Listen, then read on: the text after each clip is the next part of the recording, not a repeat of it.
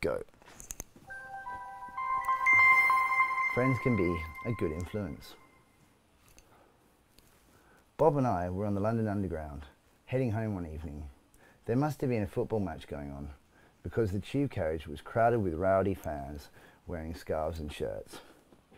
We were squeezed next to a group of them, 4 young lads, who were in pretty lively mood.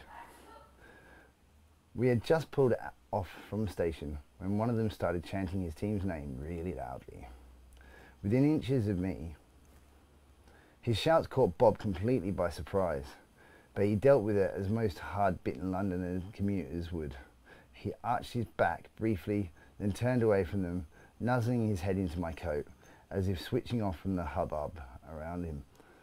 I hadn't had the greatest day, and wasn't impressed by the lad's behaviour. "Can you not do that? It's scaring my cat," I said as politely as I could. "Sorry, Tubby, I didn't mean to do that." The 4 lads looked bemused. They exchanged glances and then laughed.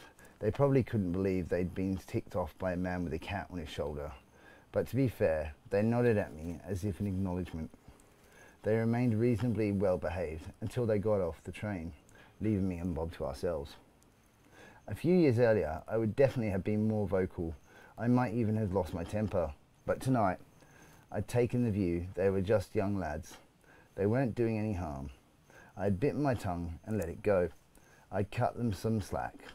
I had a feeling I had Bob to thank for that. He had helped me to see the world differently, given me someone else to care for, someone else to think about.